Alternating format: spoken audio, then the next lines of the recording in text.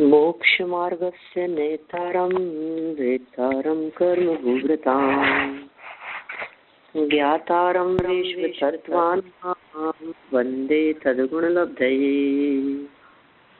वन्दे तद्गुणलब्धये वन्दे तद्गुणलब्धये।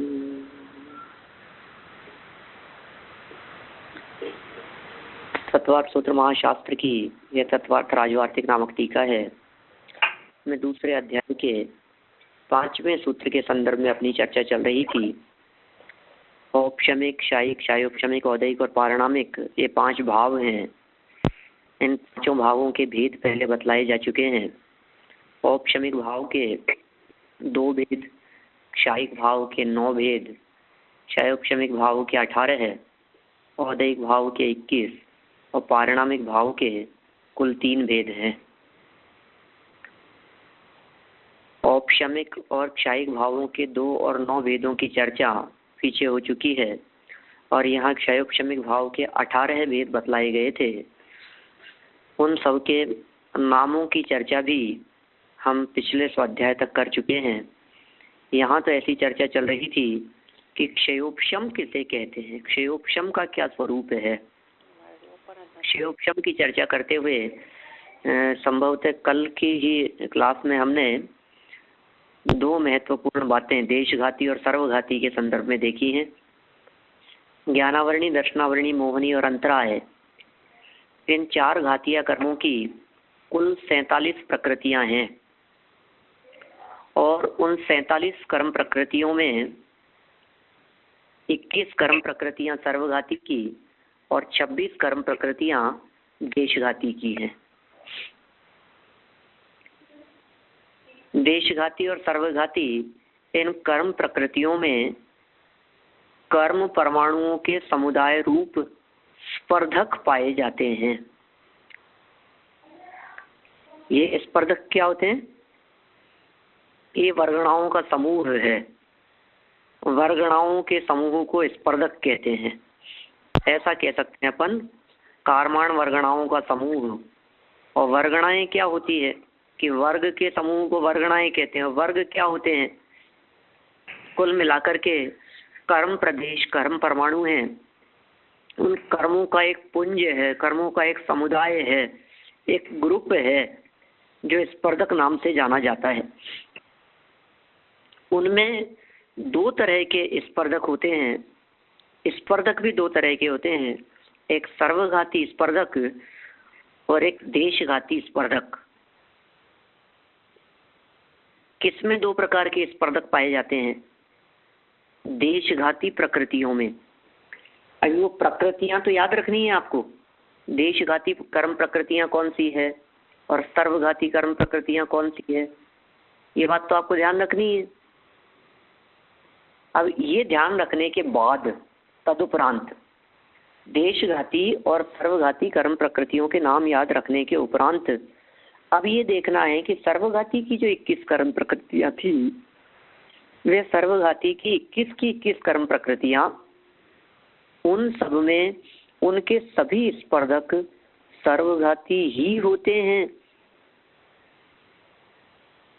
सर्वघाती के तो सब स्पर्धक सर्वघाती ही हैं, किंतु देशघाती कर्म प्रकृतियों में दोनों प्रकार के स्पर्धक पाए जाते हैं।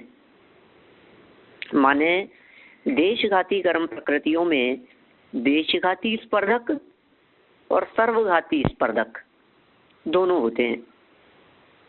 अब जब हम क्षयोपशम की बात करते हैं तो क्षयोपशम का संबंध देशघाती स्पर्धकों के उदय से होता है। तो कौन सी प्रकृतियों से संबंध होगा क्षयोपशम का? देशघाती कर्म प्रकृतियों से। ठीक है ना भाई? क्षयोपशम का संबंध देशघाती कर्म प्रकृतियों से होगा, सर्वघाती से तो कोई मतलब ही नहीं है। अब देशघाती कर्म प्रकृतियों में क्षयोपशम कब बनेगा? कि जब देशघाती कर्म प्रकृतियों में देशघाती का ही उदय आवे, सर्वघाती का उदय न आवे। क्योंकि देशघाती कर्म प्रकृतियों में दोनों प्रकार के स्पर्धक हैं। कुछ उलझन तो नहीं लग रही है अपने उपयोग में? उपयोग को एकाग्र करके सुनेंगे तो बात बराबर समझ में आएगी। मैं पुनः पुनः समझाऊंगा। देशघाती और सर्वघाती दो प्रकार की कर्म प्रकृतियां, ठीक है। इन दोनों प्रकार की कर्म प्रकृतियों में एक का तो चैप्टर क्लोज हो गया, सर्वघाती का, सर्वघाती कर्म प्रकृतियों का। वो तो सर्वघाती होते हैं, उनके तो स्पर्धक सर्वघाती होते हैं। लेकिन देशघाती में दो तरह की क्वालिटी पाई जाती है देशघाती कर्मों में, देशघाती स्पर्धक और सर्वघाती स्पर्धक। तो कहा इनमें देशघाती स्पर्धकों का तो उदय होवे और सर्वघाती स्पर्धकों का उदय न आवे, बस इसका नाम है क्षयोक्षम।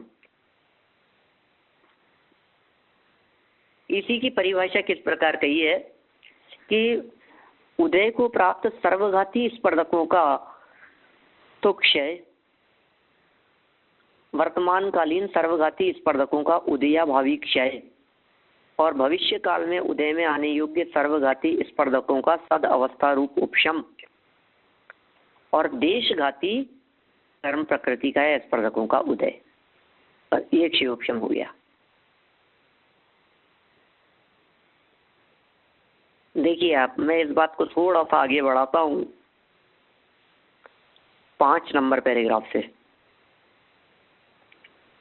पेज नंबर है 341, 341 पेज। वीर्यांतराय और मति श्रुत ज्ञानावरण के सर्वघाती स्पर्धकों का उदय क्षय, माने उदय में नहीं आना है। वीर्यांतराय और मति श्रुत ज्ञानावरण के सर्वघाती स्पर्धकों, अभी प्रकृतियां कौन सी है बताइए। वीर्यांतराय कौन सी प्रकृति है, देशघाती प्रकृति है या सर्वघाती? बोलिए। वीर्यांतराय देशघाती है और लाभांतराय वो भी देशघाती। अंतराय कर्म की 5 प्रकृति देशघाती है। बहुत बढ़िया, अंतराय कर्म की 5 प्रकृतियां देशघाती है, ठीक है ना, इसलिए शंका की कोई बात ही नहीं है। अच्छा, मति ज्ञान और श्रुत ज्ञानावरण देशघाती, देशघाती ओनली केवल ज्ञानावरण है, और केवल ज्ञानावरण ही सर्वघाती है। बहुत बढ़िया, मति ज्ञानावरण और श्रुत ज्ञानावरण दोनों ही देशघाती है, वीर्यांतराय भी देशघाती है। अब ये कह रहे हैं वीर्यांतराय और मति श्रुत ज्ञानावरण के सर्वघाती स्पर्धकों का उदय क्षय। इसका मतलब मति ज्ञानावरण के सर्वघाती स्पर्धकों का, मति ज्ञानावरण प्रकृति तो देशघाती है लेकिन उसके सर्वघाती स्पर्धकों का, क्या इंपॉर्टेंट बात कह रहे हैं देखिए आप। वीर्यांतराय और मति श्रुत ज्ञानावरण के अर्थात इन देशघाती प्रकृतियों के सर्वघाती स्पर्धकों का उदय नहीं होना, उदय क्षय, और आगामी का सदवस्था उपशम होने पर, आगामी की क्या बात करेंगे, आगामी काल में उदय में आने योग्य का सद अवस्था रूप उपशम होने पर तथा देशघाती स्पर्धकों का उदय होने पर क्षयोपशमिक मति ज्ञान और श्रुति ज्ञान होते हैं। समझ में आ गई क्या ये 2 लाइन 2.5 लाइन जो कही है। वीर्यांतराय और मति श्रुत ज्ञानावरण के सर्वघाती स्पर्धकों का उदय का अभाव, आगामी काल में उदय में आने वाले योग्य उनका उपशम, माने उदय में नहीं आना, कुल मिलाकर के सर्वघाती स्पर्धक उदय में नहीं आ रहे हैं, और इन्हीं के देशघाती स्पर्धकों का उदय। ऐसा होने पर क्षयोपशमिक मति ज्ञान और श्रुत ज्ञान होते हैं। देशघाती स्पर्धकों के अनुभाग तारतम्य से क्षयोपशम में भेद होता है। इसी तरह अवधि ज्ञान और मनः पर्यय ज्ञान भी क्षयोपशमिक होते हैं। अवधि ज्ञान और मन पर्याय ज्ञान भी कैसे ज्ञान है? क्षयोपशमिक ज्ञान है। और इनमें जो कर्म प्रकृतियां हैं वो भी कौन सी है? देशघाती कर्म प्रकृतियां हैं। मति ज्ञानावरण, श्रुति ज्ञानावरण, अवधि ज्ञानावरण, मन पर्याय ज्ञानावरण, चारों। पंडित जी ऊपर वो सर्वघाती क्यों लाइन में आया? कहाँ पर? फर्स्ट लाइन है सर्वघाती, 5वां पॉइंट में। 5वें पॉइंट की सही है ना? सर्वघाती माने मति ज्ञानावरण, श्रुति ज्ञानावरण, अवधि ज्ञानावरण, मन पर्याय ज्ञानावरण, वीर्यांतराय आदि, ये सब जो देशघाती कर्म प्रकृतियां हैं, इन सब देशघाती कर्म प्रकृतियों में 2 प्रकार के स्पर्धक होते हैं। प्रकृतियां दो चीजें हैं, एक तरफ प्रकृति है और दूसरी तरफ स्पर्धक है। ये 2 न्यारी न्यारी चीजें हैं। कर्म प्रकृति तो देशघाती है, लेकिन उसमें स्पर्धक दोनों प्रकार के हैं, सर्वघाती और देशघाती। ख्याल में आई बात? आ गया। वीर्यांतराय और मति श्रुत ज्ञानावरण के सर्वघाती स्पर्धकों का क्षय, मतलब इनमें दोनों तरह के स्पर्धक हैं। देखिए फर्स्ट लाइन में कहा है सर्वघाती स्पर्धकों का उदय क्षय, और सेकंड लाइन में कहा है देशघाती स्पर्धकों का उदय। किसमें? उन्हीं में, वीर्यांतराय और मति श्रुत ज्ञानावरण में ही देशघाती स्पर्धकों का उदय। बस ये इतनी सी इंपॉर्टेंट लाइन यदि आप लोगों के उपयोग में रहेगी ना, कि दोनों प्रकार के स्पर्धक पाए जाते हैं देशघाती कर्म प्रकृतियों में, तो फिर कोई समस्या नहीं रहेगी। देखिए मैं इसी बात को थोड़ा सा और क्लियर करूं, यदि आप लोगों को समझने की दृष्टि से और अच्छी तरह क्लियर होगा। देखिए आप, जैसे अवधि ज्ञानावरण और मन पर्याय ज्ञानावरण, ये दोनों प्रकृतियां कैसी है? देशघाती या सर्वघाती? देशघाती। अवधि ज्ञानावरण और मन पर्याय ज्ञानावरण देशघाती प्रकृतियां हैं, बराबर? देशघाती कर्म प्रकृतियां हैं ये दोनों। किंतु वर्तमान में हमारे अवधि ज्ञानावरण और मन पर्याय ज्ञानावरण की इन देशघाती कर्म प्रकृतियों के सर्वघाती स्पर्धकों का उदय चल रहा है,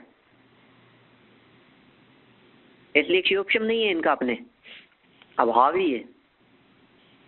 वापस देखिए, अवधि ज्ञानावरण और मन पर्याय ज्ञानावरण, इन दोनों का अस्तित्व है क्या हमारे पास में?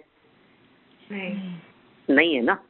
हमारे अवधि ज्ञान नहीं है अभी, हमारे मन पर्याय ज्ञान भी नहीं है। तो अवधि और मन पर्याय ज्ञान क्यों नहीं है हमारे? कि साहब अवधि ज्ञानावरण और मन पर्याय ज्ञानावरण का उदय है। अवधि ज्ञानावरण कर्म के उदय से अवधि ज्ञान नहीं है, मन पर्याय ज्ञानावरण कर्म के उदय से मन पर्याय ज्ञान नहीं है, और केवल ज्ञानावरण कर्म के उदय से केवल ज्ञान नहीं है। तो फिर हमने पूछा मति श्रुत वो है क्या? कि वो तो है, तो उनके कर्म का उदय नहीं है मति ज्ञानावरण श्रुत ज्ञानावरण का, कि उनका भी उदय है। तो फिर क्या चक्कर है?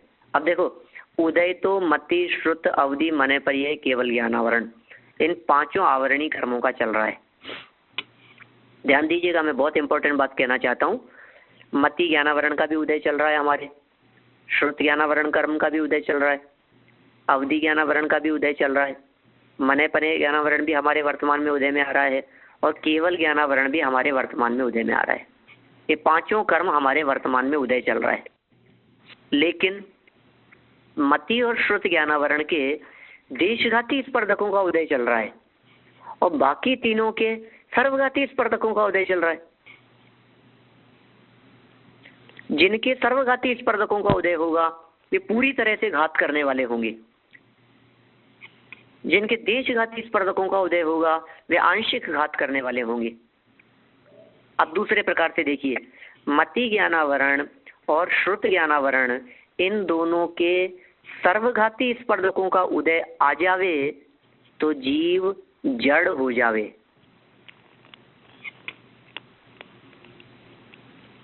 फिर मति ज्ञान श्रुति ज्ञान का सद्भाव ही नहीं बचेगा, सर्वघाती स्पर्धकों का उदय आ जाएगा तो मति ज्ञान श्रुति ज्ञान भी ढक जाएंगे। ये कर्म क्या है? मति ज्ञान आवरण। मति ज्ञानावरण कर्म कौन सा होता है? जो मति ज्ञान के ऊपर आवरण डाले उसका नाम है मति ज्ञानावरण। जो श्रुत ज्ञान के ऊपर आवरण डाले उसका नाम है श्रुत ज्ञानावरण कर्म। तो हमने कहा मति ज्ञानावरण कर्म जो था वो कर्म सर्वघाती नहीं था, कर्म तो देशघाती था। और उदय कैसा आया कि उदय में भी उसके देशघाती स्पर्धकों का उदय आया, इसलिए उसने मति ज्ञान को थोड़ा सा ढका और थोड़ा सा उगाड़ा रह गया, तो हमारे को मति ज्ञान होता रहा, प्रकट रहा थोड़ा सा मति ज्ञान। अब बात अवधि ज्ञानावरण के संदर्भ में करें।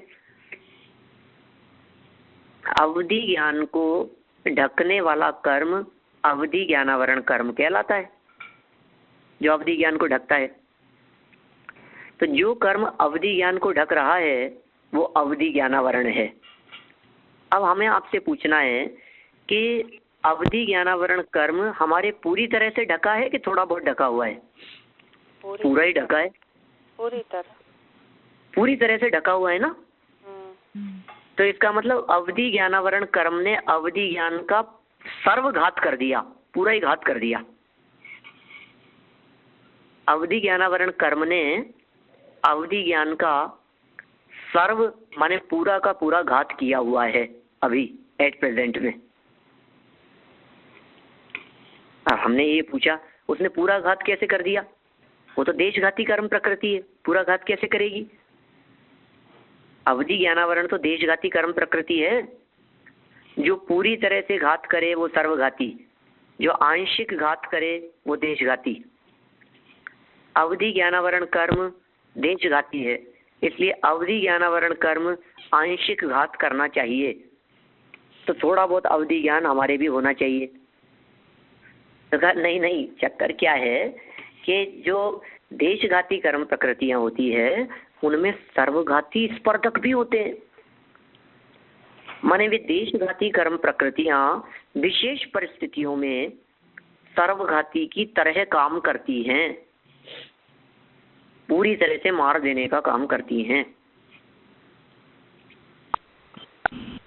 प्रकृति देशघाती और उसकी शक्ति अंदर में सर्वघाती स्पर्धकों की, उसने अवधि ज्ञान को पूरी तरह से नष्ट कर दिया, प्रकट नहीं होने दिया। फिर से बोलिए तो प्रकृति देशघाती और अंदर शक्ति सर्वघाती, बराबर? वापस बोलिए एक बार।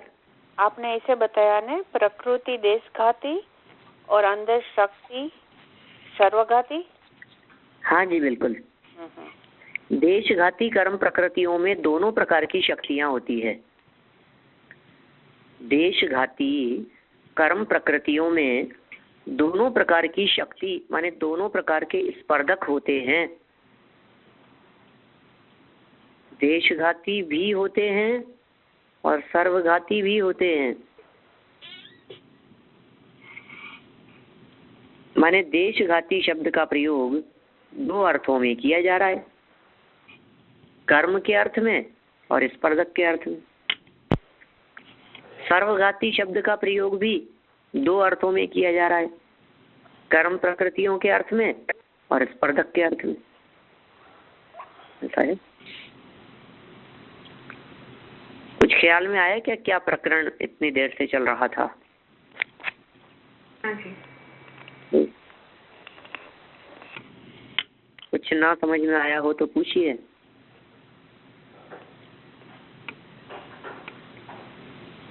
इसलिए देशघाती जो कर्म प्रकृतियां है ना उन्हीं में क्षयोपशम होता है। सर्वघाती कर्म प्रकृतियों में क्षयोपशम नहीं होता। जैसे मान लीजिए केवल ज्ञानावरण कर्म का क्षयोपशम नहीं होता। हम मति ज्ञानावरण के क्षयोपशम से, श्रुत ज्ञानावरण कर्म के क्षयोपशम से, इनमें तो क्षयोपशम लागू होगा। अब कोई कहे साहब केवल ज्ञानावरण के क्षयोपशम, तो होता ही नहीं है, सर्वघाती प्रकृति है। क्षयोपशम के लिए कंपलसरी शर्त क्या शर्त है? देशघाती स्पर्धकों का उदय। क्षयोपशम के लिए कंपलसरी शर्त है देशघाती स्पर्धकों का उदय। ठीक है ना? सर्वघाती स्पर्धकों का उदयाभावी क्षय, सदवस्था रूप उपशम, और देशघाती स्पर्धकों का उदय एक क्षयोपशम कहलाता है। तो इससे युक्त जो भाव होंगे वे क्षयोपशमिक भाव होते हैं।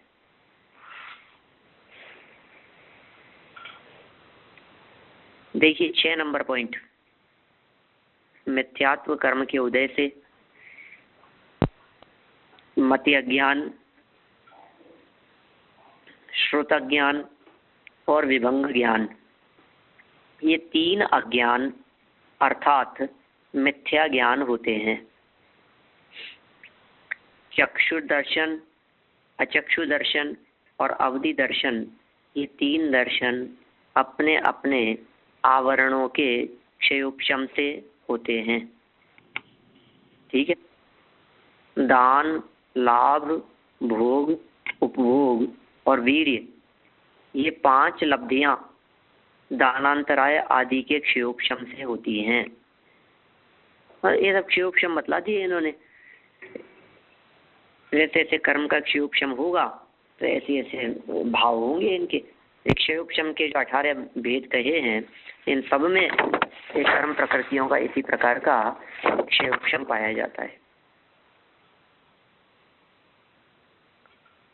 8 नंबर पॉइंट में क्या कहा? दान, लाभ, भोग, उपभोग और वीर्य, ये 5 लब्धियां दानांतराय आदि के क्षयोपशम से होती है। मैंने दानांतराय कर्म प्रकृति एक और दानांतराय कर्म प्रकृति के जब देशघाती स्पर्धक का उदय होगा, सर्वघाती का उदयाभावी क्षय होगा, तो उस समय में ये प्रकट होंगी, ये भाव, दान का भाव प्रकट होगा।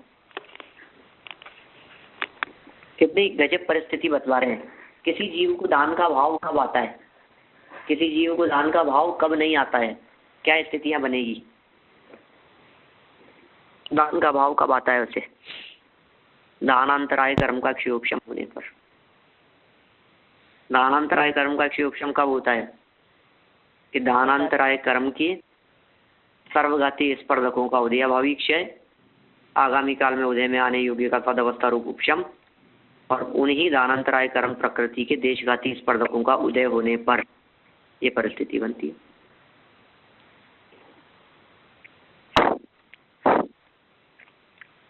देखिए आगे 341 पेज पर नीचे अंतिम पैराग्राफ पढ़ता हूं।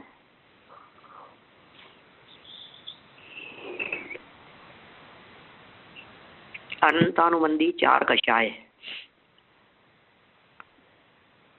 मिथ्यात्व, सम्यक मिथ्यात्व के उदयाभावी क्षय और सदवस्था रूप उपशम होने पर तथा सम्यक्त्व नामक देशघाती प्रकृति के उदय में क्षयोपशमिक सम्यक्त्व होता है। यह वेदक भी कहलाता है। समझ में आई क्या बात है? अनंतानुबंधी 4 में 7 प्रकृतियों की बात कर रहे हैं, सम्यक्त्व की चर्चा चल रही है। सम्यक्त्व से रिलेटेड भी 7 कर्म प्रकृतियां हैं। अनंतानुबंधी, क्रोध, मान, माया, लोभ, 4 तो ये, मिथ्यात्व, सम्यक मिथ्यात्व और सम्यक्त्व मोहनीय 3 ये। तो 4 और 3 7 प्रकृतियां हो गई। इन 7 में से क्या कह रहे हैं? मिथ्यात्व, अनंतानुबंधी की 4, क्रोधमान माया लोभ, मिथ्यात्व, सम्यक मिथ्यात्व, इनके उदयाभावी क्षय और सदवस्था रूप उपशम होने पर तथा सम्यक्त्व नामक देशघाती प्रकृति के उदय में क्षयोपशमिक सम्यक्त्व होता है। यह वेदक भी कहलाता है। वेदक भी कहते हैं इसको। अनंतानुबंधी अप्रत्याख्यान और प्रत्याख्यान रूप 12 कषायों के उदयाभावी क्षय और सदवस्था रूप उपशम होने पर क्या कह रहे हैं? अनंतानुबंधी, अप्रत्याख्यान और प्रत्याख्यान, ये 12 कषाय हो गई। इन 12 कषायों के उदयाभावी क्षय और सदवस्था रूप उपशम होने पर तथा 4 संज्वलनों में से किसी एक कषाय और 9 कषायों का यथासंभव उदय होने पर क्षयोपशमिक चारित्र होता है। क्षयोपशमिक सम्यक्त्व और क्षयोपशमिक चारित्र। सम्यक्त्व चारित्र कहा ना आगे इन्होंने, ज्ञान ज्ञान दर्शन लब्धेयश्च चतुस्त्रि पंचभेदः, सम्यक्त्व चारित्र संयमा संयमाश्च। तो लब्धि तक की बात तो हो गई थी, फिर सम्यक्त्व की बात हो गई यहाँ, और फिर चारित्र की बात हो गई। अब संयम की बात बताएंगे आगे। देखिए, अनंतानुबंधी और अप्रत्याख्यानावरण रूप 8 कषायों का उदय क्षय और तदवस्था उपशम, प्रत्याख्यान कषाय का उदय, संज्वलन के देशघाती स्पर्धक और यथासंभव 9 कषाय का उदय होने पर विरत अविरत परिणाम उत्पन्न करने वाला, विरत अविरत परिणाम उत्पन्न करने वाला मतलब देश विरत नहीं, विरत अविरत कौन सा है? ये 5वां गुणस्थान है। चौथा 5वां नहीं, विरत अविरत तो 5वें का नाम है, देश विरत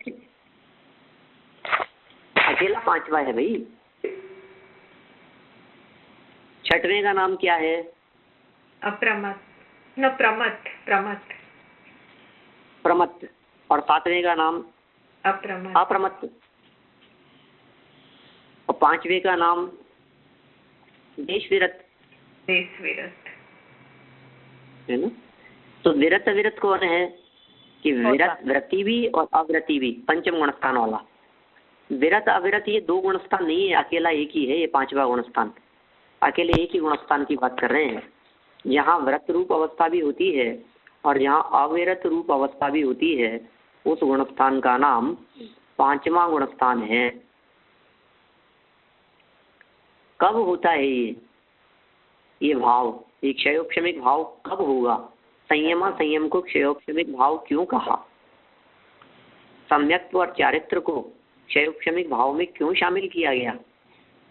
बताइए। एक एक का एक एक जवाब होगा अलग अलग। देखिए, सम्यक्त्व क्षयोपशमिक भाव रूप कब बनता है? सम्यक्त्व में क्षयोपशम भाव कब बनेगा? सम्यक्त्व में क्षयोपशमिक भाव तभी बनेगा जब उसमें सर्वघाती स्पर्धकों का तो क्षय होगा और देशघाती स्पर्धकों का उदय होगा। अब सम्यक्त्व का संबंध 7 कर्म प्रकृतियों से है सिर्फ। मिथ्यात्व, सम्यक मिथ्यात्व, सम्यक्त्व, मोहनी, अनंतानुबंधी 4। इन सब में से, इन 7 में से कौन सी देशघाती है और कौन सी सर्वघाती है? बोलिए। 7 कही ना, अनंतानुबंधी 4, मिथ्यात्व, सम्यक मिथ्यात्व और सम्यक्त्व मोहनी। इन 7 में से देशघाती कौन सी है और सर्वघाती कौन सी?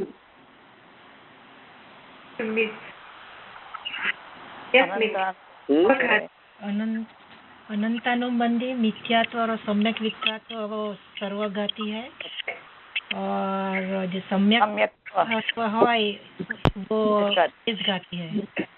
बहुत बढ़िया। हाँ सही है ना ये, इसके अलावा किसी का और कोई जवाब तो नहीं है? सही है।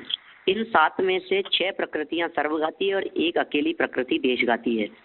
अब क्षयोपशम के लिए देशघाती कर्म प्रकृति के उदय की जरूरत होती है।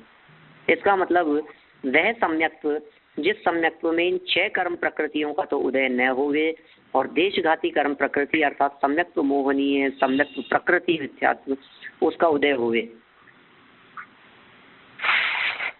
उस सम्यक्त्व को क्षयोपशम सम्यक्त्व कहते हैं।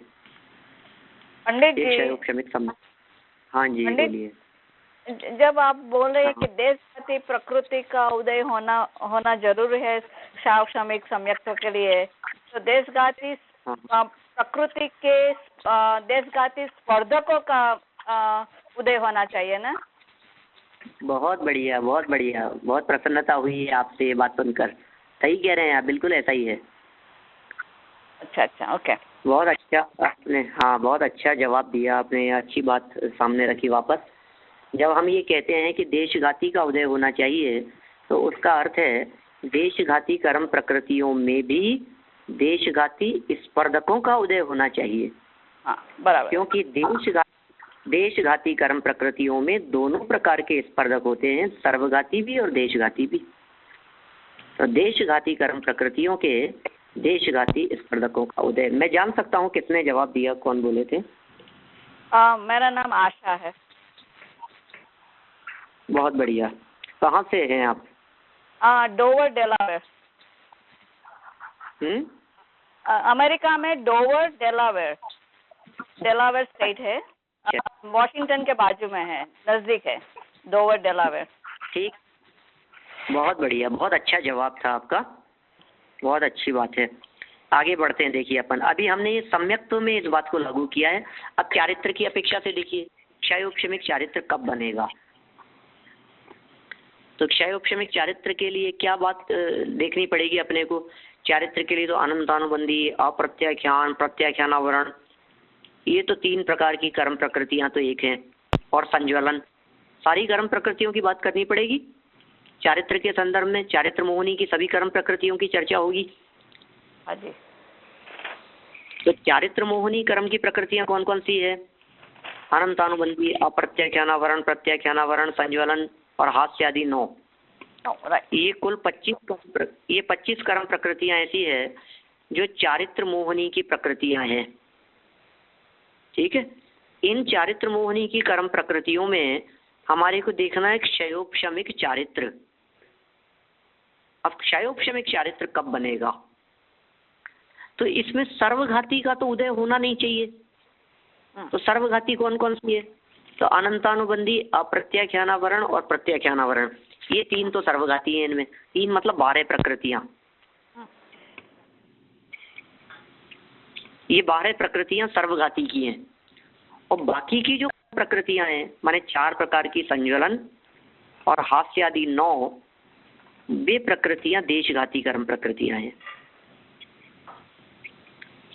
अब क्षयोपशमिक चारित्र कब बनेगा कि सर्वघाती प्रकृतियों का तो उदयाभावी क्षय और सदवस्था अनंतानुबंधी, अप्रत्याख्यानावरण, प्रत्याख्यानावरण, इन 12 कषायों का तो उदयाभावी क्षय या फिर सदवस्था रूप उपशम। ठीक है, और संज्वलन वाली जो 4 थी उनमें से या फिर हास्य आदि 9 में से किसी का भी एक का उदय हो गया क्षयोपशमिक चारित्र। क्षयोपशम की परिभाषा बन गई। क्षयोपशम उदय, ये स्थितियां जिसमें होवे उसका नाम क्षयोपशम है। क्षयोपशमिक चारित्र हो गया। देखिए मूल सूत्र में सम्यक्त्व चारित्र संयमा संयमाश्च शब्द का प्रयोग किया था। इससे पहले वालों में तो कोई शंका ही नहीं है। 5वें सूत्र की बात कर रहा हूं मैं, मूल सूत्र की। ज्ञान दर्शन लब्धयश चतुस्त्रि पंचभेदः सम्यक्त्व चारित्र संयमा संयमाश्च, 4 प्रकार का ज्ञान, 3 प्रकार का ज्ञान, 3 प्रकार का दर्शन और 5 लब्धियां। ये जितनी बातें कही है इनमें तो क्षयोपशम आसानी से घटित हो गया। 5 लब्धियां कौन कौन सी। दान, लाभ, भोग, उपभोग, वीर्य, ये 5 लब्धियां। तो इन सब में तो हो गया। अब सम्यक्त्व में कैसे, वो आगे यहाँ घटित कर दिया। अनंतानुबंधी मिथ्या, सम्यक मिथ्या आदि कह करके। चारित्र क्षयोपशमिक चारित्र ये भी घटित कर दिया। 12 कषायों का उदयाभावी क्षय, सदवस्था रूप उपशम, संज्वलन और 9 कषायों में से किसी का उदय। अब संयमा संयमाश्चर्य, ये संयमा संयम की क्या स्थिति बनती है। तो इसमें भी 8 कर्म प्रकृतियां अनंतानुबंधी और अप्रत्याख्यान, इनका तो उपशम होवे के क्षय हुए। सदवस्था रूप उपशम के उदयाभावी क्षय, और संज्वलन आदि जो देशघाती स्पर्धक हैं उनका किसी का उदय होवे। बस इससे सहित जो परिणाम होंगे उन परिणामों को विरता विरत कहेंगे, देश विरत कहेंगे। वो स्थिति क्षयोपशमिक भाव की होगी। तो इस तरह से संयमा संयम के अंतर्गत भी क्षयोपशमिक भाव बन जाता है। बोलिए इतनी बात समझ में आ गई हो तो फिर मैं आगे बढ़ूं। क्लियर है यहाँ तक का विषय।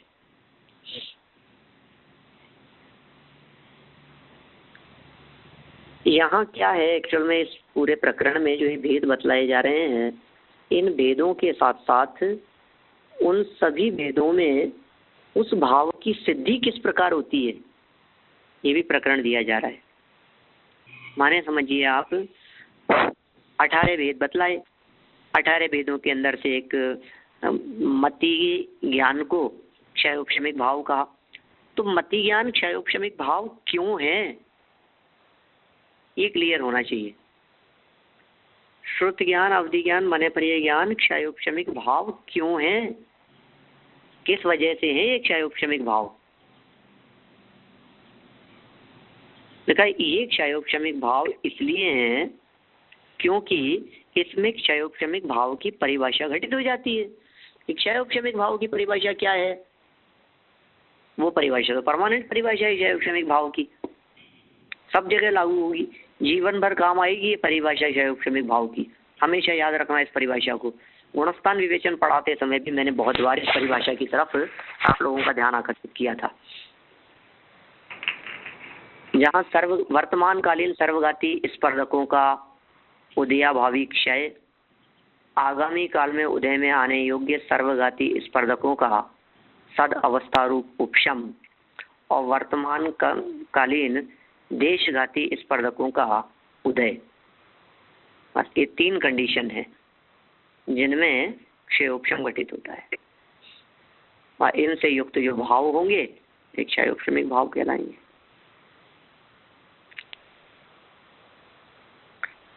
बढ़े आगे अपन लोग। पंडित जी, क्षयोपशमिक चारित्र में आपने संजनन कषाय में से किसी एक का उदय होना जरूरी है। दो का उदय होता है तो क्या होगा? एक ही बात है, किसी का भी उदय हो, 2 का हो, 5 का हो, 7, पूरी 13 कर्म प्रकृतियों का उदय हो ना। अच्छा अच्छा अच्छा, कोई दिक्कत नहीं। अच्छा, ओके। मिनिमम कहा मैंने तो। हाँ, मिनिमम 1 का नियम है। ओके। हाँ, बाकी सभी का भी हो सकता है।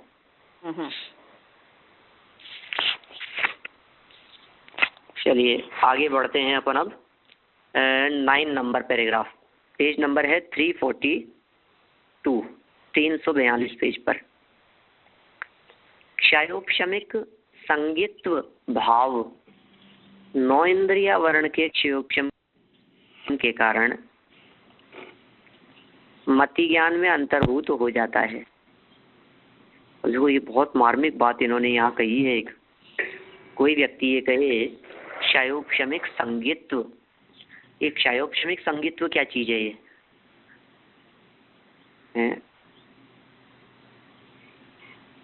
क्षयोपशमिक संगित्व का मतलब संगी पंचेंद्रियपना। संगित्व मतलब संगी पंचेंद्रियपना। तो हमारे जो संगी पंचेंद्रियपना है, ये संगी पंचेंद्रियपना भी किसी न किसी कर्म के उदय की अपेक्षा रखता है, क्षयोपशम की अपेक्षा रखता है। एक कर्म है 9 इंद्रिया वर्ण कर्म, ज्ञानावरणी कर्म के अंतर्गत ही, जैसे चक्षु इंद्रिया वर्ण, अचक्षु इंद्रिया वर्ण, रसना इंद्रिया वर्ण, कर्णेंद्रिया वर्ण, इस तरह के सब कर्म है। तो 9 इंद्रिय कहते हैं मन को। क्षयोपशमिक संगित्व भाव 9 इंद्रिया वर्ण कर्म के क्षयोपशम की। 9 इंद्रिया वर्ण कर्म बोले तो मन को आवृत करने वाला जो कर्म है वो है 9 इंद्रिया वर्ण। उस कर्म का उदय यदि होगा, उसके यदि सर्वघाती स्पर्धकों का उदय होगा तो उस जीव के मन नहीं होगा। ये जीव असैनी क्यों हो जाता है और सैनी क्यों होता है?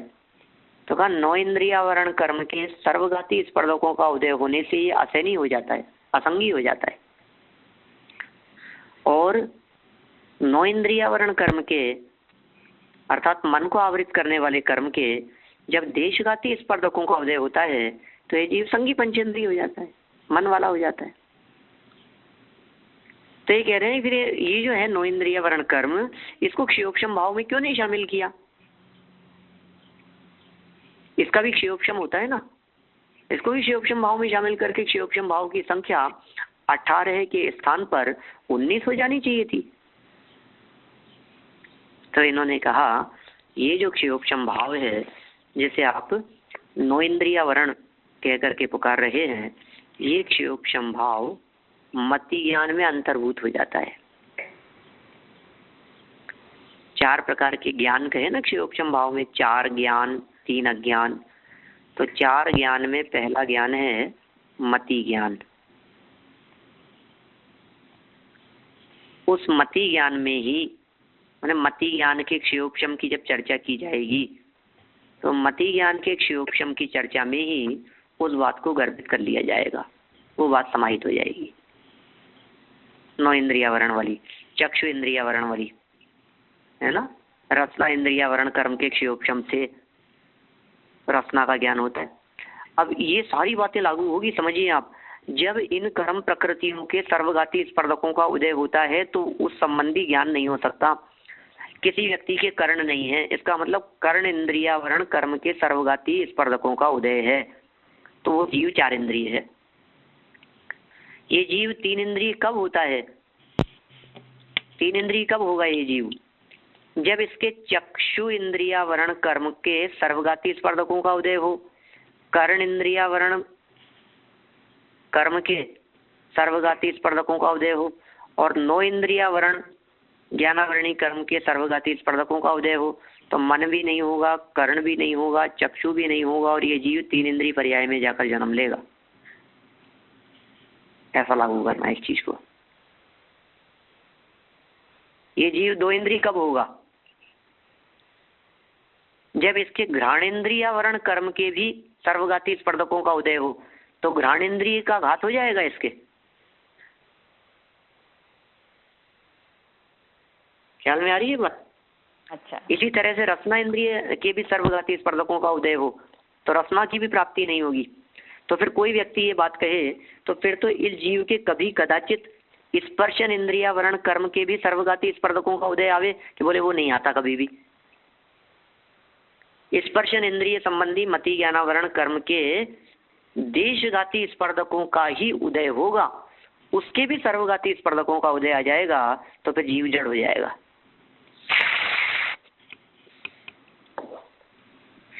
क्लियर है बात? हाँ जी।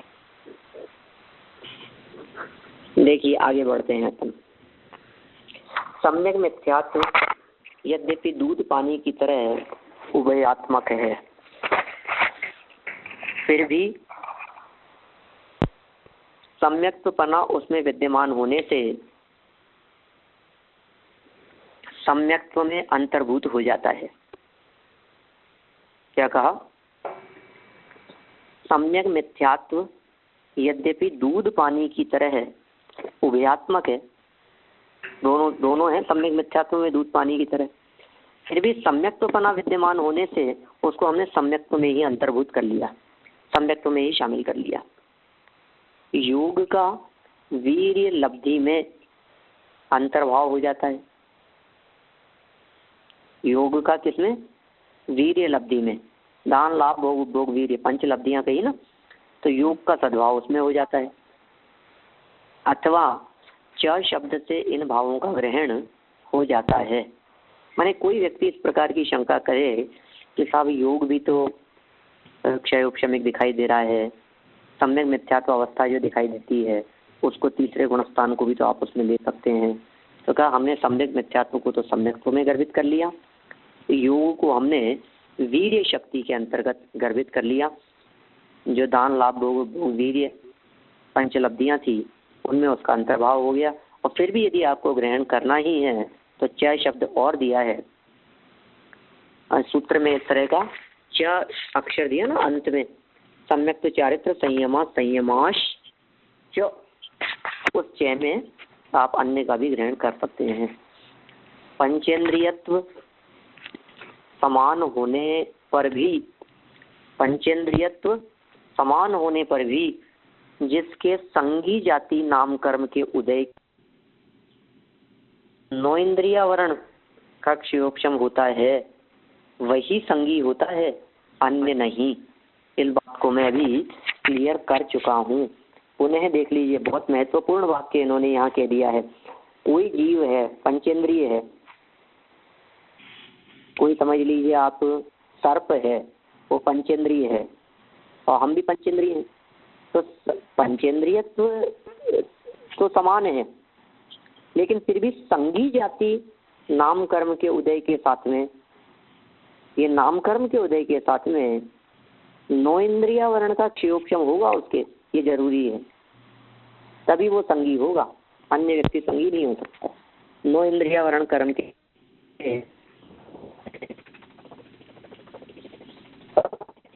उदय से ये जीव संगी नहीं हो पाता है। ठीक है, इस तरह से हमने यहाँ क्षयोपशमिक भाव के 18 भेदों के संदर्भ में थोड़ी बहुत चर्चा की है। कल हम इस विषय को, कल का हमारा समय थोड़ा जल्दी हो गया है, हमारे यहाँ इंडिया टाइम के हिसाब से 6:45 का समय रहेगा और आप लोगों के शायद 8:15 ईस्टर्न टाइम बतलाया है। उस समय हम उदित भाव के 21 भेद इनके संदर्भ में चर्चा को आगे बढ़ाएंगे। अभी की चर्चा को मैं यही विराम देता हूँ। धन्यवाद।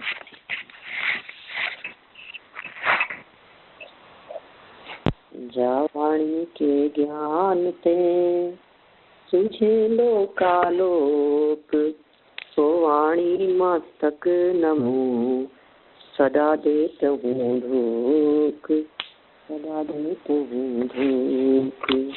वर्णों का मंत्र।